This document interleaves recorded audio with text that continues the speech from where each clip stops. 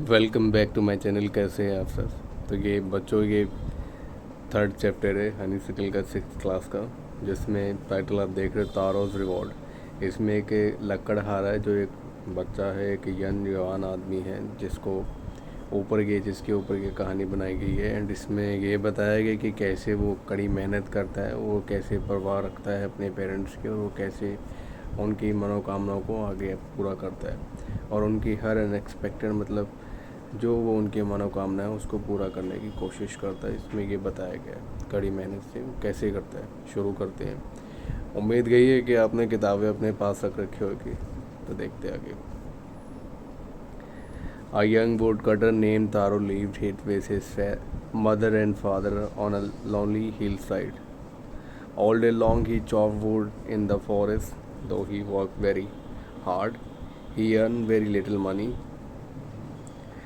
This made him sad, for he was a thoughtful son and wanted to give his all parents everything they needed. तो एक young लकड़हारा है, एक young would cutter होता है लकड़हारा, उसका नाम क्या है? तारो। वो एक अपने माता पिता के साथ अकेला एक हिल साइड मतलब एक पहाड़ वाली जगह पर रहता है। अगर कभी आप शिमला उत्तराखंड जाओगे तो आपको पता लग जाएगा वहाँ कैसे घर होते हैं। तो वो काम क्या करता है, वो लकड़ियाँ काटता है जंगल में जाके, और वो कड़ी मेहनत करता है, कुछ पैसे कमाता है, जिसकी वजह से कहने का मतलब काम ज़्यादा पैसे कम, मेहनत ज़्यादा है जिसमें। और ये चीज़ उसको क्या करती है कि ज़्यादा परवाह बनाती है, ज़्यादा थॉटफुल परवाह उसको बनाती है अपने, एक क्या कहते हैं ज़्यादा सोचने वाला बनाती है परवाह, जिसको कहते हैं अपने पेरेंट्स के लिए ज़्यादा सोचने वाला व्यक्ति उसको बनाता है, एक बेटा बनाता है। तो वो अपने पेरेंट्स की हर खुशी मतलब हर ज़रूरत को पूरा करना चाहता है, लेकिन इस मेहनत के अकॉर्डिंग वो नहीं कर पाता। देन सेकंड पैराग्राफ देखेंगे। One evening, when Taro and his parents were sitting in a corner of their hut, a strong wind began to blow. It whistled through the cracks of the hut, and everyone felt very cold. Suddenly, Taro's father said, "I wish I had a cup of shake. It would warm me. It would warm me and do my old heart good." Second paragraph में क्या है कि तारो एक शाम जब अपने parents के साथ बैठा होता है एक कोने में, देन एक हवा का झोंका आता है, एक ठंडी हवा का झोंका आता है अंदर, जो कि झोपड़ी होती है हट, उसमें कुछ क्रैक्स बने होते हैं। क्रैक्स मतलब छोटी छोटी जो गैप्स होते हैं, ओपनिंग्स होती है, जो क्या कहते हैं हॉल, उसमें क्रैक्स होते हैं जो कहीं आ जाते हैं, तो उसी में से हवा निकलती है और वो क्या करती है सबको ठंडा कर देती है अंदर, सबको अचानक सर्दी महसूस होने लगती है। देन सडनली उसके अचानक जो पापा है, जो पिताजी है, वो कहते हैं काश मेरे पास एक कप, एक सेक का कप होता है। एक सेक एक शरबत होता है, जापानी लैंग्वेज में पता नहीं है कि चाहे चावलों का बनता होगा, शायद उसी चीज़ का ये शेक होता है।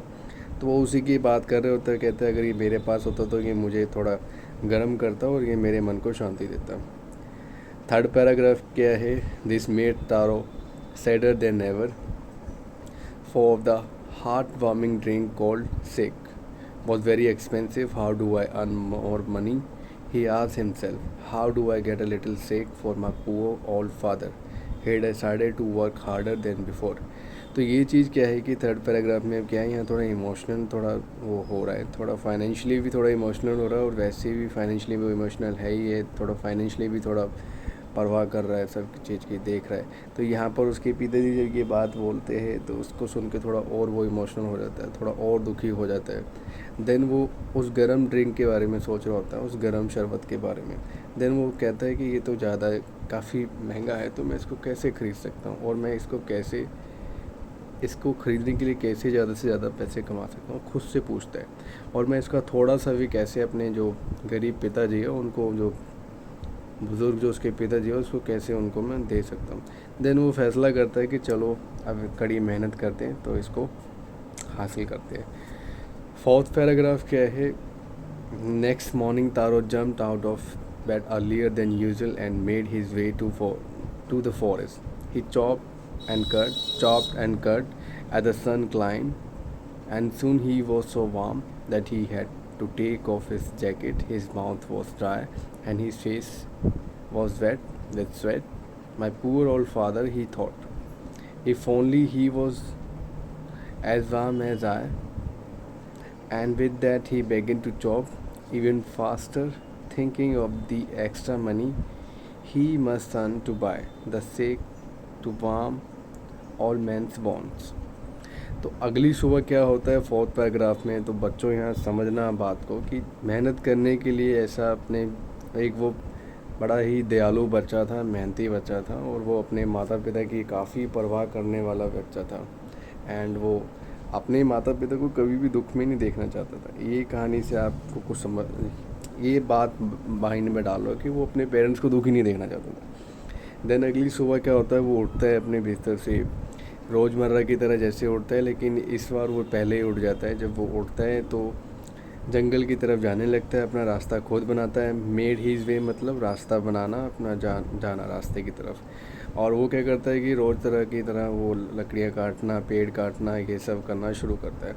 अब जैसे ही सूरज आता है, सूरज चढ़ता है, तो क्या होता है, धीरे धीरे उसको गर्मी लगने लगती है। देन उसको क्या होता है कि उसको क्या करना पड़ता है कि उसको अपनी जैकेट भी उतारनी पड़ती है, जिसके कारण उसका गला भी काफ़ी सूख रहा होता है और उसका जो फेस, जो बदन होता है, वो पूरा पसीना पसीना भीग रहा होता है। देन तभी वो ये सोचता है कि काश पिताजी जैसा आज मैं मतलब इतना काम करने के बाद, उतना उठने के बाद, जल्दी उठने के बाद फिर लकड़ियाँ काटना, पेड़ काटना, मेहनत करना कड़ी से कड़ी, वो सोचता है कि अभी जैसा मैं गर्म महसूस कर रहा हूँ, जिस तरह मैं अभी इतना गर्म हूँ, अगर आप भी कर पाते। तो ये चीज़ें उसके माइंड में ये ख्याल आते हैं। एंड विद इन्हीं ख्यालों के साथ वो फिर क्या करता है, दोबारा से आगे बढ़ जाता है और फिर वो चॉप करने लग जाता है। चॉप मतलब काटना, ठीक है, मतलब वो तरीके से एकदम बारीक तरीके से लकड़ियों को काटने लग जाता है। देन काटते काटते जब वो और तेज़ी से जब काटने लगता है, और वो ये भी सोच रहा होता है कि इन लकड़ियों को काटने के बाद मुझे एक्स्ट्रा मनी भी मिल जाएगा, ज़्यादा पैसे भी मैं कमा सकूँगा अगर मैं और ज़्यादा इससे कड़ी मेहनत करूँ। तो वो इस चीज़ को सोचते हुए आगे बढ़ता है और वो और सोचता है पैसों के बारे में, और वो ये भी सोचता है कि मैं अगर इतना सारा ये लकड़ी काट लूँ तो मैं एक क्या कहते हैं जो सेक होता है वो भी ख़रीद लूँगा। एंड जो मेरे जो फादर हैं और जो मेरे बुज़ुर्ग फादर हैं और उनके जो हड्डियाँ हैं, उनको जो मन को भी शांति देगा और उनकी हड्डियों को भी, बोन्स मतलब हड्डियाँ, जो उस बुजुर्ग पिताजी की जो अब यंग चाइल्ड है, यंग सन है, तो ऑब्वियसली उनके फादर की भी एज कुछ ज़्यादा होगी। तो यहाँ पर भी ये बताने की कोशिश की जा रही है कि उनके जो बोन्स हैं उनको भी काफ़ी शांति देगा। देन फिफ्थ पैराग्राफ देखेंगे। Then suddenly Taro stop chopping, but was that sound he heard? Could it be possible be rushing water?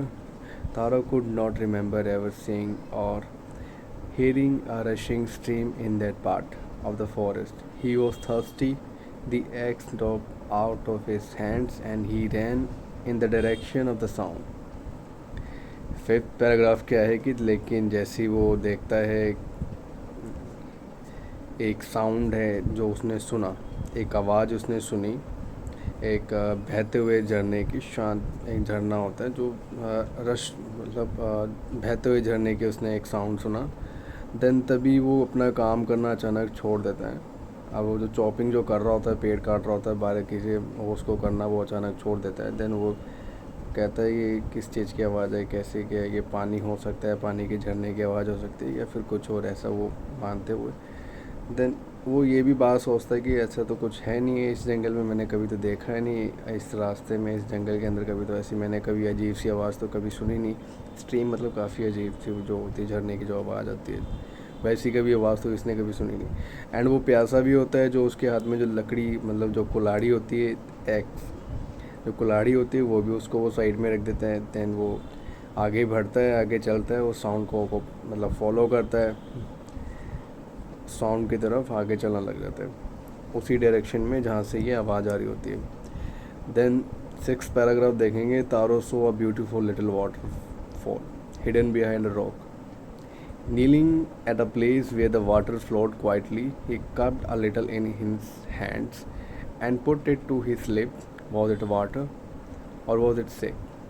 He tasted it again and again, and always it was a delicious shake instead of cold water.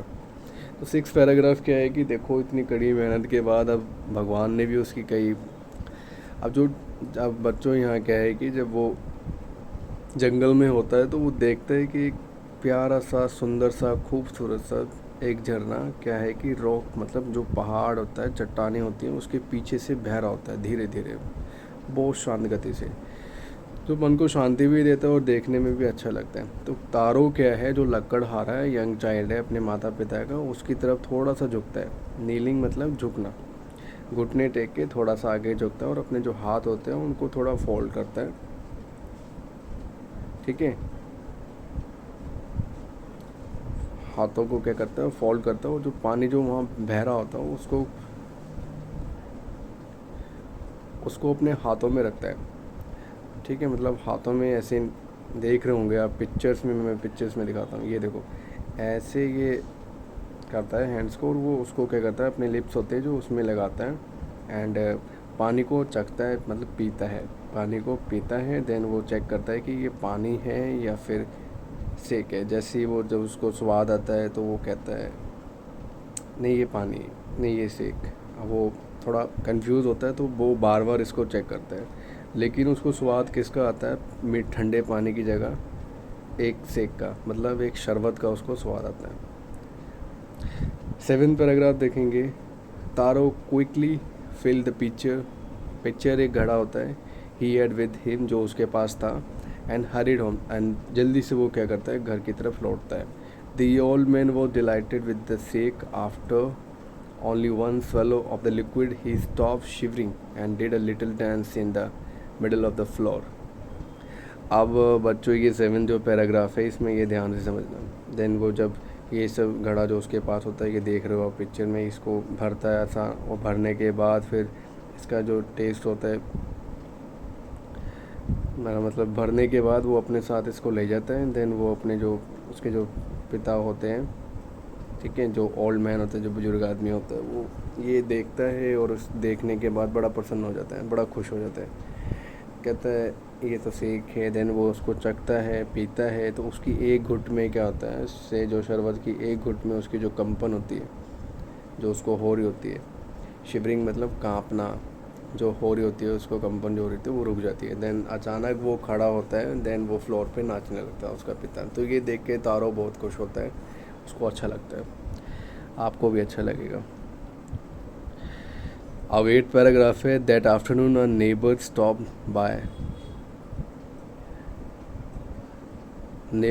Bye for a visit. Taro's father politely offered her a cup of the sick. The lady drank it greedily and thanked the old man. Then Taro told her the story of the magic waterfall. Thanking them for the delicious drink, she left in a hurry. By nightfall, she had spread the story throughout whole village.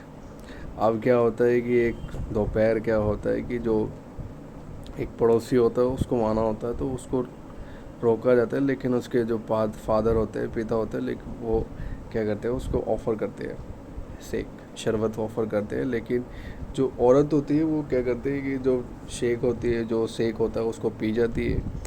पीने के बाद वो पीती कैसे, उसको greedily पीती है, मतलब एक लालच के रूप में पीती है।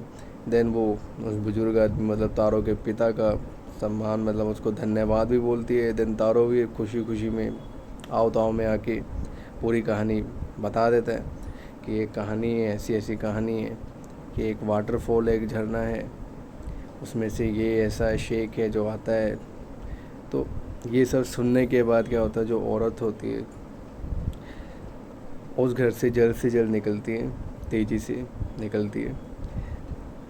रात होने से पहले ये खबर वो पूरे ही कस्बे गांव में फैला देती है। अब ये जब कहानी फैल जाती है, 9 पैराग्राफ देखेंगे। That evening there was a long procession of visitors to the woodcutter's house. Each man heard the story of the waterfall and took a sip of the sake. In less than 1 hour the pitcher was empty. अब यहाँ क्या है कि देखो, जब कहानी फैल गई पूरे गांव कस्बे में, तो क्या हुआ कि जो वहाँ पर जो सैलाब था लोगों का जो आया हुआ था, अब वो लकड़हारे के घर पर तो थे ही थे। अब सब ने कहानी सुनी हुई थी उस झरने के बारे में, तो सब एक एक घूंट लेने लगे। अब 1 घंटे से पहले के टाइम में भी क्या हुआ कि वो घड़ा खाली हो गया। अब 10th पैराग्राफ देखेंगे, next morning taro started for a walk even early than the morning before. He carried with him the largest pitcher he owned, for he intended first of all to go to the waterfall. When he reached it, he found, to his great surprise, all his neighbors there. They were carrying pitcher jars, buckets, anything they could find to hold the magic stick. Then one villager knelt and held his mouth under the waterfall to drink. He drank again and again and then shouted angrily, "Water, nothing but water." Others also tried, but there was no stick, only cold water. अब यहाँ पर क्या है कि ये जो 10th paragraph है बहुत ही हक्का पक्का कर देगा। लेकिन इसमें क्या होता है 10th पैराग्राफ में, जैसे क्या है ये, जब तारो है अगली सुबह जब निकलता है, सुबह सुबह ही जब निकलता है अपने साथ घड़ा, बहुत बड़ा घड़ा लेकर जब निकलता है, मटका लेकर जब निकलता है, तो इसका एक ही इरादा होता है कि जो इसने जो खोजा था, मतलब जो झरना इसने खोजा था, उस पर सबसे पहले ये जाएगा और उस पे से क्या क्या कहता है कि पहुंचने के बाद उसको पूरा भरेगा। देन यही इसका इरादा होता है। देन वो देखता है कि जब पहुंचता है, तो पहुंचने से पहले वो देखता है कि हैरान हो जाता है कि मेरे आने से पहले ही यहाँ पर उसका जो पूरा गांव है, जो गांव का जो पड़ोसी, जो जिनको कहानी पता थी, वो सब वहाँ पहुँचे हुए हैं। घर के बाल्टी, मटके, जग, जिसमें भी पानी को वो कैरी कर सके, मतलब रोक सके, सारी चीज़ें लेके वहाँ पहुँचे हुए हैं। देन उनमें से एक विलेजर, जो एक गांव वाला जो व्यक्ति होता है, वो क्या कहते हैं, थोड़ा नीचे झुकता है, देन पानी को अपने मुंह में रखता है। देन वो जो झरना जो बह रहा होता है उसमें से पानी को थोड़ा पीता है। देन वो पीने के बाद, बार बार पीने के बाद क्या होता है कि उसको वो सेक नहीं लगता है, वो पानी लगता है। देन वो चिल्लाता है, बड़े गुस्से में बोलता है, यार ये तो पानी है और कुछ नहीं, बस पानी है। बाकियों ने भी ट्राई किया, वो भी बोलते पानी है, कुछ नहीं, बस पानी है, सेक तो है नहीं है, शरबत तो है नहीं है, ये तो बस पानी है, ठंडा पानी। तो ये सब चीज़ें वो सुन के वो हैरान हो जाता है, तारो भी और गांव वाले भी। और गांव वालों को तो गुस्सा चढ़ा ही होता है तारो के ऊपर। अब ये 11th पैराग्राफ है। We have been tricked, shouted the villagers, where is Taro, let us drown him in the water, in this waterfall.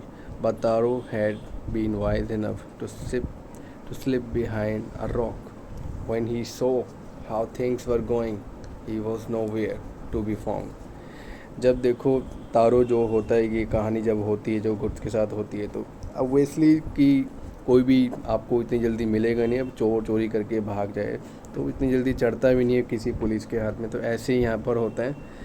तारो जो विलेजर्स होते हैं वो कहते हैं कि वी हैव बीन ट्रिक, मतलब हमें ठगा गया है। ठीक, मतलब जिसे मतलब ठगा गया है, हमें बेवकूफ़ बनाया गया है। वो तेज़ी से चिल्लाते हैं सारे गांव वाले, ढूंढो ढूंढो कहाँ है तारो। तो वो कहते हैं कि अब तारो को छोड़ो, तारो को हम यहीं डुबो के मारेंगे, इसी झरने के अंदर, इसी में गिराएंगे। तो तारो भी बहुत समझदार होता है, वो देख रहा होता है चट्टान के पीछे से सब कुछ।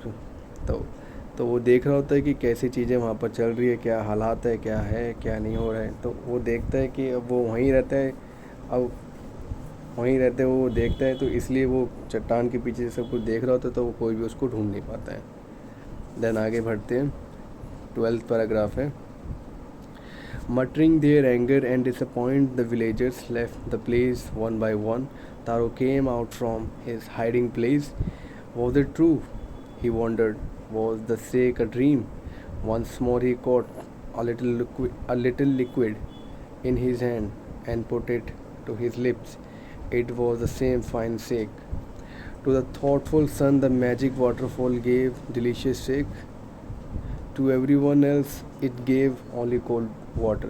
अब ये कहानी क्या है कि हम मोड़ के आता है कि जब सारे मड़मड़ा के जब अंदर ही अंदर बोल रहे होते हैं, कुछ अनक्लियरली बातें, मटरिंग मतलब बड़बड़ाना, क्लियर बातें नहीं करना, इधर उधर की मतलब क्लियर कटे बातें नहीं करना। ऐसी बातें जब होती हैं जब विलेजर्स के बीच में, तो वो थोड़ा गुस्से में भी होते हैं और परेशान भी होते हैं। देन विलेजर्स वहाँ से चले जाते हैं एक एक करके, पीठ दिखा के, गुस्से में बड़बड़ा के। देन तारो अपनी छुपी हुई जगह से बाहर निकलता है और सोचता है कि ये सच है। देन वो घूमता है, थोड़ा कंफ्यूज होता है, चेक करता है, देखता है कि ये जो मैंने जो सपना था, क्या ये जो सेक था, जो शरबत था, वो सपना था या फिर वो सच में सेक ही है। देन वो फिर से आगे जाता है। देन वो पानी का एक घूंट लेता है। देन उसी पानी को वो बाद में क्या होता है कि वो सेक ही होता है, सेक ही निकलता है। देन जो देखता है कि जब वो अपनी जुबान से लगाता है कि ये सेक ही है, वही सेक है जो मैंने पहले सबको बताया था कहानी में। तो आगे फिर क्या होता है कि बताया गया कि ये एक परवाह करने वाले बच्चे के लिए एक जो द मैजिक वाटरफॉल है। अब यहाँ झरना ही कमाल कर रहा है, वो बच्चा नहीं कमाल। तो जो मैजिक वाटरफॉल है वो क्या कर रहा है कि वो उसी को इसका फल दे रहा है जिसने मेहनत करी है कड़ी, जो परवाह के लायक है अपने पेरेंट्स के, जो उनकी आज्ञा मानता है, उसी को ही ये कर रहा है। बाकियों के लिए क्या है ये कि वो बस पानी है, ठंडा पानी है या फिर गर्म पानी या फिर नमक, जो भी है, जो भी, बस। तो आगे देखते हैं फिर थर्ड, ये लास्ट है। The story of taro and his magic waterfall reach the emperor of Japan. He sent for the young woodcutter. He sent for the young woodcutter and rewarded him with 20 pieces of gold for having been so good and kind. Then he named the most beautiful fountain in the city after Taro. This said the emperor was to encourage all children to honor and obey the parents. अब send for क्या होता है, भेजना या फिर एक बुलावा। एक ये जो कहानी है मैजिक वाटरफॉल की, मतलब जादुई झरने की कहानी, क्या है कि एक जापान के एम्परर पे पहुंचती है। अब जापान के एक वहाँ पहुंचती है, एम्परर के पास पहुंचती है। तो वो क्या होता है, वो जब कहानी सुनता है तो वो जो एम्परर और जो राजा होता है, वहाँ का जो किंग होता है, वो क्या करता है, उसको बुलाता है। उसको जो बुलावा आया होता है, उसको लकड़हारे को 20 कह देता है, सोने के सिक्के देता है और उसकी वाह वाह करता है, तारीफ़ करता है, जो भी है उसको अच्छा भी बोलता है और इस भलाई के लिए, इस नेकी के लिए उसको ये इनाम रखता है। देन उसके बाद क्या होता है, वहाँ पर उसके नाम का एक झरना भी बनाता है, एक फुवारा भी बनाता है, जो वहाँ पर जो पहले बना होता है एक फुवारा। तो उसको जो फुवारे को नाम क्या रखता है, वही एम्पायर जो जापान का होता है वो क्या रखता है, इसका नाम तारो। अब ये चीज़ जब पूरे कस्बे को, जब पूरे जापान के लोगों को पता चलेगी कि ये तारो इसका नाम क्यों रखा गया, तो उसके पीछे जो कहानी है वो जब पता चलेगी हर एक बच्चे को कि ये एक ऐसा बच्चा है जिसने अपने पेरेंट्स के लिए इतनी मेहनत करी, ये सब की। तो ये क्या करता है कि एक जो एम्पायर है वो भी एक जगह क्या कर रहा है, अपना एक नेकी का काम कर रहा है कि जो भी बच्चे हैं वो सब एक ऑनर प्लेस करे, मतलब एक इज्जत दे अपने पेरेंट्स को, उनका हर कहना माने, उनकी हर आज्ञा माने। तो कहानी का एंड यही है कि अपने पेरेंट्स का कहना मानो, जो वो कहते हैं वो करो। बाकी यही है। टेक केयर गाइस, अगली वीडियो में मिलते हैं।